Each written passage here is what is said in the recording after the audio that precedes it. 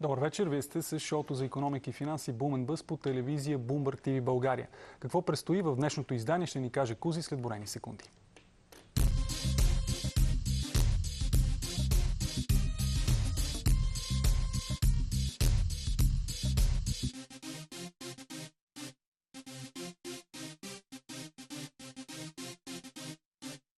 Предстои да разберем как се правят пари. В днешното издание на Boom & Buzz специален гост е Писар Варчев, основател на Варчев Финанс. 25 години, почти 30-летия на финансовите пазари, много опит. Господин Варчев, добре дошъл в шоуто Boom & Buzz. Благодаря за поканата. Много ми се ще да почнем малко по-генерално. Вие пътувате изключително много. Виждате цяла Европа практически вие пред очите. Има един бум на финансовите пазари, има едно така страхотно настроение. Здравословно ли е? Да. Как го чувствате? Здравословно ли е? Устойчиво ли е? Да, устойчиво е, най-малко защото е бавно на този етап.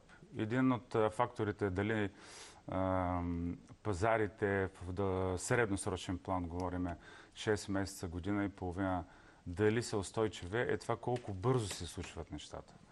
Видяхме, че при американците с покачването на техните два индекса Dow Jones и S&P, там нещата се случиха малко по-бързо и буди малко по-голям страх при инвестирането точно на техните пазари. От една страна, но от друга страна, европейския пазар последните 18 месеца на практика, което не е малко, систематично, последователно вади добри икономически показатели, което 18 месеца бавно повишение на, пример, като брутен вътрешен продукт и останали основни показатели изглеждат стабилни, се покачват с нормални темпове и това е съвсем логично. Това е първата мяра за това един пазар дали е балон, дали ще бъде устойчив в следващите 2-3 години. Всъщност хората ги интересуват следващите 2-3 години, как ще се развие пазара. Нали? Всеки иска, инвестирайки парите си в някакъв пазар, да се чувства спокоен, че няма да се окаже балон и че след 6 месеца няма да... Но притеснява ли ви това, че ръстът на пазара на акции е доста по-сериозен от ръста именно на брутния вътрешен продукт? В момента пазара на акции е най-сериозният пазар от гледна точка на възвръщаемост. Просто казано да си инвестираш парите и да получиш една доста прилична доходност, много далече над банковата към момента. И причината за това е много проста. Уорън Бъфет каза, не съм измислил аз, те всички гениални неща са прости.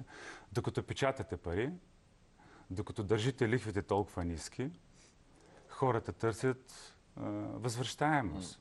Хората не искат 2% половина лихва годишно за спестените си пари или за свободните си средства, ако говорим за компаниите. Хората искат една прилична доходност. В момента един американски пазар, а сега и европейския започна, носи доходност от порядъка на 10%. Например, нашите фондове, високодоходният фонд се движи от порядъка между 6 и 10% годишна база сега в момента, year per day, 12 месеца назад. Това е на фона на банковия депозит, както казахте, 1%. Даже не знам колко са банковите депозити. Но устойчиво ли това, именно в контекста на това, че си говорихме дали ръстът е устойчив, пък вкарвайки в темата количествените улеснения, веднага възниква въпроса, ами ако спрат? Те ще спрат. Да. И? Те намалят. Малко или малко, но след... Първо, това няма да се случи утре. В Америка облегченията спряха още миналата година. Там в момента се играе на лихвен процент. В Европа ги намалят драстично, стигнаха до 30 милиарда. През колко минаха? През 90. Забавят темпото, да, 80-60 върват. 60, в момента са на 30. Намалят се QE, тези облегчения. Те все още не са свършили. Да, много правилен е въпрос. Вие, когато свършат, тогава картинката ще се промени. Има ли някакво пристрастяване, според вас? Но това се случва някъде, ако говорим за времеви диапазон, ако те приключат, да кажем, до година, 2018 година, има поне една година след това инерция, тези напечатани пари, които са влезли в банковата система, които са раздадени като кредити, те продължават да съществуват и продължават да се въртят и продължават да са у хората или в фирмите и те отново ще си търсят тази висока доходност. Така че падането на индексите в Европа и в Щатите няма да стане утре. Това търсене на доходност в тези условия на ниски лихви вкарва ли някакъв по-голям системен риск, защото по принцип априорно знаем, че по-висока доходност си означава да си напълниш баланси с по-рискови активи дългосрочно. Има ли някакъв по-сериозен системен проблем според вас заради цялата тая ситуация? Или нещата са контролирани и централните банкери знаят как да излязат от количествените улеснения? Няма да има турбуленции? В момента пазара е overregulated. Свърхрегулиране на пазара. Значи в момента влиза MiFID 2. Знаете, тая система, която ако до сега, ако трябва да се изразя възможно най-просто, финансовите институции, ние, не банковите и банковите, сме били регулирани, да кажем образно, 10 единици. В момента сме регулирани от 1 януари, ще бъдем регулирани 110. Какво значи това за вас конкретно, за инвестиционните посредници? Значи, всъщност по-важното е какво значи за клиентите. Да, за клиентите това означава свръхспокойствие. Най-малкото, което е. Цялата регулация, която идва от Комисия финансов надзор, тя не идва от нея, идва най-вече от Брюксел, идва от FCA Лондон. Ние трябва да я спазваме. Това е едно голямо спокойствие за клиентите. А за вас, личното за нас, защото знаете, че понякога регулациите не водят до повече спокойствие, напротив. Да, и залитането в едната крайност не означава добро. И затова винаги махалото на часовника е влизало в крайна сметка в сила. Сега ние в момента те залитат в едната крайност на свръхрегулацията, когато банките и небанковите финансови институции започнат да изпитват големи бюрократични спънки. Това е отговора на въпроса ви. Какво означава за нас? Огромни бюрократични спънки. Има ли опасност да се прехвърли на нов отдел, който ще трябва изцяло той вече е назначен. Нова администрация се едно вътре, която се занимава Нова администрация, която се занимава с цялата Може ли това да се прехвърли на клиентите в комисиони, това, в най-различни начини, по които да загубят клиентите накрая? Да. Това е едно от решенията, обаче това е не най-доброто решение, тъй като пазара специално за България е толкова тънък, че ако ние се опитваме да прехвърляме таксите, които ни спускат отгоре на клиенти си, клиента ще отиде в конкуренцията. Така че ние непрекъснато ходим по въже и трябва да балансираме.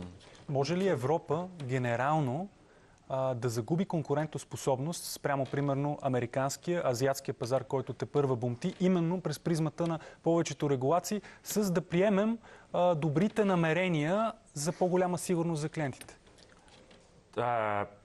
Правилно е, логично е това, което казвате, но на практика в момента не се случва това. Това не се случва поради простия факт, че Европа последните 18 месеца вади изключително добри показатели. Систематично. Икономиката на Европа се развива бавно, спокойно, добре, възходящо. И на практика това покрива възможността Европа да изостане от Азия, както казваш, или от Америка.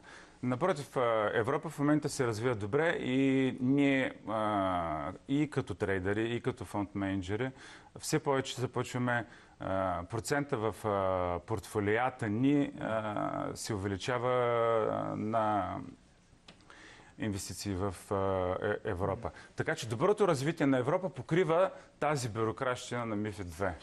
Те въпросите си върват един след друг и са абсолютно свързани. Вървим от Европа към България, конкретно към вас, без, разбира се, това да е инвестиционна препоръка, това, което ще кажете сега, но просто на нас не е интересно. Чисто стратегически, вие конкретно, от Варче Финанс, къде гледате? Към кои класове активи и географски, къде се насочвате? Къде са интересните ниши, така да се каже? За нас За нас най-интересна на първо място винаги е била Америка. Тъй като най-голямата ликвидност е в Щатите. Какво значи това? Ние инвестираме в кошница инструменти, да кажем като Apple, като IBM или каквото ще да е там. И ако нещата тръгнат на зле, на нашите фондове са активно управляване. Т.е. ние ежедневно претегляме риска и изхвърляме от кошницата си неподходящи акции, които виждаме, че сме ги купили, а не е било най-доброто решение. И задържаме дългосрочно тези, които се развиват добре и не носят дивиденд. Ние предпочитаме дивидендните акции, като Уорън Бъфет. По простата причина, че дори пазара да е флат, да няма нито нагоре, нито надолу, дивидендът си е дивиденд и той увеличава стойността на нашите фондове. Търсите стойност, така да се каже. Точно така. Все пак, ако излезнем от тези така наречени по-сигурни, въпреки че знаем, че особено на пазара на акция няма, сигурните активи са много далече от този пазар, но все пак така, хвърляте ли поглед към други пазари, към развиващите се пазари, към потенциални пазари, които да донесат още по-сериозна доходност и да компенсират една от страните на повечето инвеститори, а именно алчността, в добрия смисъл на думата, ако има такъв? Да. Отговорът е не. Не. Отговорът е не, тъй като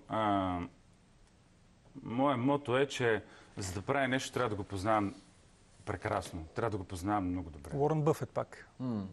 Така ли? Да. Това не го знаех. Трябва да го познавам прекрасно. Не мога да отида... Мислили сме, правили сме хиляди оперативки с моите дилъри, с анализаторите, Индия, Пакистан, ако щете, Сингапур, окей, там те са много стабилни, но не ги познаваме. Като не познавам този пазар, за мен е голям риск да вляза там.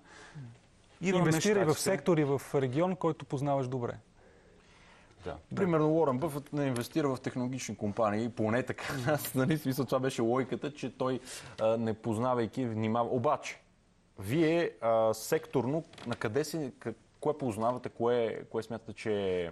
Сега най-модерното в момента, според нас, това, което ще се случи следващата година, е банковия сектор.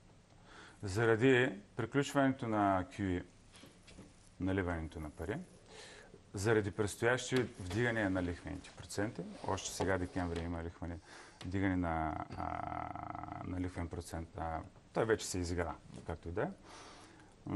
Пазарите го изиграха.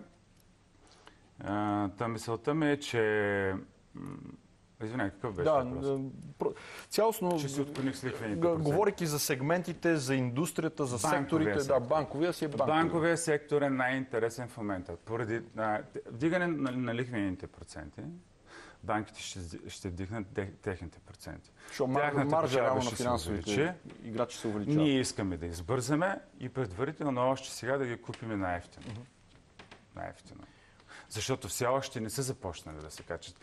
По наши изчисления ще започнат да се качват след март месец или в средата на следващата година и очакваме около 25% ръст на банковия сектор 2018 година. Така че банковия сектор за нас е най-атрактивен. Това звучи много интересно, особено на фона на големите проблеми, примерно в Италия, които се коментираше, че имат лошите кредити, много така сериозните, но в същото време и Европейската комисия и Европейска централна банка прави опити да създаде условия, в които те да се рекапитализират, в които да изчистят, да махнат лошите активи от балансите, така че като се тегли чертата и се дигне лихвата, и техния марш е по-добър. Те също са overregulated в момента, свръхрегулирани са банките. Стрес-тестове непрекъснато, който издържал. В момента банковата система се крепи на доверие. На доверие. Има ли доверие? И именно централните банки, ФЕД и други подобни институции се опитват да запазят доверието чрез това свръхрегулиране, чрез стрес тестове и така нататък. Има ли доверие, всичко е окей с банките? Преди да навлезем, може би, в България, чисто продължение на твоя въпрос секторен, той е малко по-специфичен. Може би отваряме една така скоба, която си е за съвсем различен и друг разговор, но виждаме един бум на така наречените проекти, свързани с криптофинансиране. Какво е вашето мнение? Да, ICO-тата. Какво е вашето мнение свързано с този изключително бумтящ пазар на криптовалути? Ще е интересно от гледна точка на чисто... от Уол Стрит каза, че това е по-голяма измама от това, което той е вършил на времето. Това е неговия коментар. Сега, да ви кажа честно, Джимми Даймонд на JP Morgan казва, че това е абсолютен балон и трябва да се бяга оттам. Истинският вълков от Уол Стрит казва, това е по-голяма измама от моите. В същото време Бланкфейн на Goldman Sachs, супер звезда, казва, колебая се, не знам за какво става въпрос. В същото време, това, което ти казваш, цял свят в момента инвестира в ICO-та, защото те в момента носят най-голяма доходност от всичко, което може да се спечели в света в момента към този момент. Има бум. И моето лично мнение, не знам какво ще стане след 6 месеца и след една година, но ако пуснеш 3 ICO-та за 3 месеца, ти ще станеш милионер в момента. Въпросът е дали ще излезеш на време. Защото или ще му мини модата, като на всяко нещо, или ще се окаже балон. Не знам. След като такива светли умове не знаят... Вие пипате ли нещо подобно? Моля? Вие пипате ли инвестиционно нещо? Не. Защото казахте, че не познавате ли нещо, не го правите. Казвате... Ами в край на кращата ние управляваме нашите си пари, управляваме чрез двата взаимни фонда парите и на хората. Аз не мога да си... Отгоре на вратата ми пише фамилията ми. Аз не мога да си позволя да вляза в риск, който да застраши тези авуари. Да не говорим за клиентските, където е абсолютно недопустимо. С нашите лични средства, където пак сме контролирани страхотно от Комисия финансов надзор, бихме могли да поемаме по-големи рискове, но този риск е прекалено голям за нас. Като говорихме за пазари, споменахме Съединените американски щати, където е основен ваш фокус, говорихме и за Европа. Съединените американски щати е изключителна ликвидност, действително създавана и до голяма степен от действия на Федералния резерв. Обаче вървиме към България. Тук обратно. Проблемът е точно обратния, че няма такава ликвидност. Някой казва, Централната банка не може да печата пари, това дори е проблем. Какво ще кажем за български капитал в пазар? Преди предаването ви ни споменахте с Владо, 2018 много оптимистично го гледате и в светлината на ETF-а, който господин Николай Василев, който е бил тук на вашето място.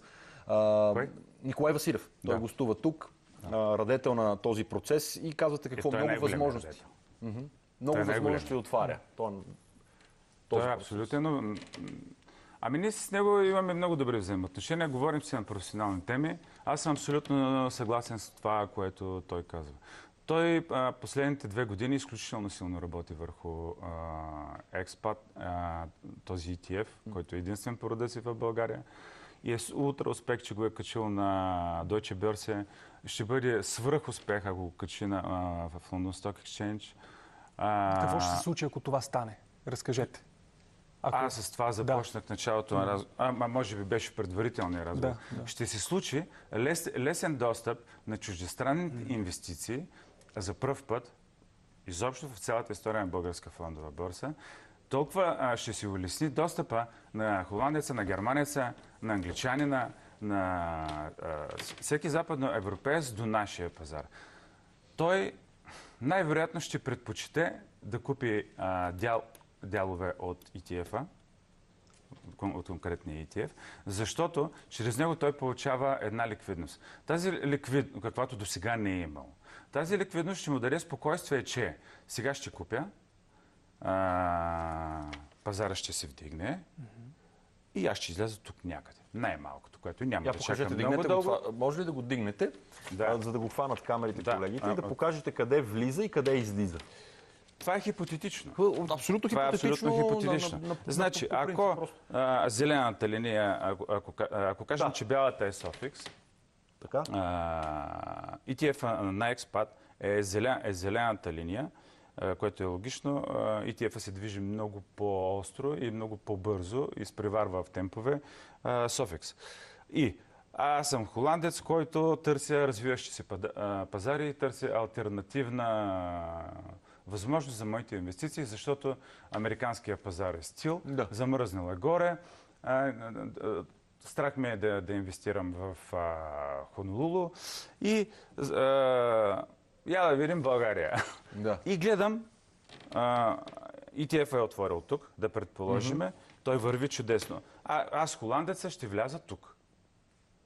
Добре, Да. и да Ще кажем, вляза няма тук. да фанете най-горната точка, ама някъде. Ако съм нервен и ако съм краткосрочен трейдер или инвеститор, ще изляза тук и ще си прибера едни 15-20%, които на моите спестени 70-80 хиляди евро за един холандец е на средна цифра, нали? Да. И не 10-12% за едни 3-4 месеца, защо не? Ще излязат тук. Други, които са по-консервативни и по-дългосрочно настроени, ще излязат тук. Добре. А вие конкретно от Варши Финанс мислите ли за такъв ETF? Защо само господин Василев? Защо не и вие? Ние сме по-спекулативно настроени. Значи, Никой прави нещо много сериозно. Това е много сериозно. Добър въпрос. Благодаря ти, че ме подсетиш. Ще си го запиша, като изляза. Връщам се в офиса и започвам да работя. Се шегувам. Наистина, изключително добър въпрос. Защото на практика той е първи и единствен към този момент. Няма друг. Защо да не му създадем конкуренция? Николай, шегувам се. Няма. Сигурно, със сигурност има много какво да си говорим за българска фондова борса, за това трябва ли да си приватизира, по какъв начин да се развие и така нататък, но ни остават според мен няколко минути. Да. Така си спомням още преди много години и аз като студент съм гледал ваши клипове, семинари, свързани с най-важните качества за личното отношение към пазарите, за трейдинг процеса. Иска ми се да кажете няколко думи, свързани с как се промени обстановката, кои са лично според вас най-важните съвети към трейдерите в България, защото немалка част от нашата аудитория са трейдери, които буквално търгуват часове наред, да не кажа като буквално препитание, основен доход. Да. С риск да бъда скучен, най-важните съвети са на първо място дисциплината. На второ място да имаш трейдинг план, който чрез дисциплината да спазваш сляпо и безусловно. Правилото на Майкъл Джордан за 10 000 часа е плашещо, че ако в това, с което се занимаваш, нямаш 10 000 часа, няма да си достигнал нивото, което в случая да почнеш да правиш постоянно пари. Нали, не днеска да губиш, днеска да печели. Да познаваш инструментите, които купуваш. Също така в детайли, както ние, например, много малко търгуваме с валути. В нашата кошница е имало порядка на 3-4 двойки валути. Останалото са акции, индекси и фьючерси. Фокус, т.е. казвате, трябва да има... Да, малко е скучно, но пък от друга страна Сорос е казал, че... той много неща е казал, но най-любимото ми е, че ако този бизнес ви е интересен и се вълнувате от него, най-вероятно вие не правите никакви пари. И това е абсолютно верно, защото то се кореспондира абсолютно с дисциплината и трейдинг плана. Какво интересно има в това? Да следваш и да имаш един трейдинг план, да го следваш сляпо. На третия месец да теглиш чертата и да си видиш баланса и да видиш, окей, аз съм на плюс, остава си същия план, защото той работи. Или пък на нулата или малко на минус трябва да го коригирам, а това веднъж на 3 месеца. И малко да го коригираш, да го пипнеш, да го правиш, отново да започнеш дисциплинирано и сляпо да го следваш. Кое му е интересното? Вие правите много хубави обучения, Влади го каза. Не съм бил ужасно скучен, нали? Ама това е истината. Не познавам друг начин да се правят пари на борсите. Освен това, което казах, другия вариант е срив и да купиш най-ефтино. Което вече е историческа ситуация, шанс, да, информация... трябва да я чакаш, тя се случва рядко и така нататък, но задължително трябва да я хванеш. А тогава защо гладни вълци? Обученията са много силни, действително хората следят. Това просто като име ли е по... Вълци, това са пиарски на рекламните ни агенции, нали. Но има логика. Аз не бях съгласен с думата гладни, за да не се обидят. Да. То произлезе от филма там за Вълка от Уолстрийт, не знам си какво. Младите хора много харесват този филм, харесват Геко още от две дори. Вълци дойде от там. Аз май исках да ги нарека професионални вълци или нещо от този род, обаче пиарите казаха, не, гладни вълци. И аз викам, те ще се обираш или намразят, ви отделя ли сте? А то обратен ефект. А то стана точно. Оказаха се прави. Така че трябва да оставим и те да се вършат. Големия залог, автора на книгата казва, аз я написах, за да покажа, че този свят има много несъвършенства. После всички ми благодариха нови финансисти, които се появяват, че съм написал тази книга и това ги е запалило към света на финансите. То малко има този ефект. Малко остава до края. Така, някои понятия. Вашето лично мнение е интересно с Владо и като човек, който е извървял целият път до сега. Алчността, казахте Геко при малко, добра ли е? Ако каже, че не е добра, ще излъжа. Ще бъда лицемерен. Естествено, че е добра. Зависи, ако не си малко алчен, думата алчност, те може да се интерпретира в 1000 различни начина. Аз бих я нарекал алчност. Нали? Естествено, че е добра. Алчността, щом използваме от филма репlikата. В края на кращата те кара да ходиш сутрин на работа. Когато си загубил пари, те амбицира да си потърсиш грешките и да започнеш от начало. Когато си направил някакви пари вече, коя е следващата мотивация? Да не спираш и да... Повече. Добре. Финално може би за страха. Страха е на финансовите пазари като движение. Полезен. Страха. Вие казахте преди началото на предаване, какво беше? Страха е най-големия страх. Страха е голям страх. Страха е голям страх. Страха е голям страх, да. На финансовите пазари. На английски звучи така. Страха е голям страх. В финансовия свят, в нашия бизнес, страха е изключително важен, защото ако не те е страх, ти ставаш глупак. Не вземаш предпазни мерки да се предпазиш от загуба. Стоп-лосове, реверсиращи позиции, обратни ETF. Има 1000 инструменти да се предпазиш от загуба. И ако ти нямаш този страх... Кличко са го попитали, добре, вас не ви ли е страх, като се качвате на ринга? Може да умрете на ринга. Преди всяко качване на ринга, те подписват документ, че могат да умрат и никой не носи отговорност за че може да умре на ринга, освен Кличко. И той казва, да, ужасно ме е страх. И затова тренирам повече от тях. Ето го решението. Ние спазваме техния страха предпазва от безразсъдство, да го наречем така. Изключително интересен разговор. Как минаха 25 минути, честно казано, нямам представа. Много благодаря за участието. Пак ще ви поканим. Господин Варчев, наш гост в предаването. Това беше всичко от него. Останете с Bloomberg TV България.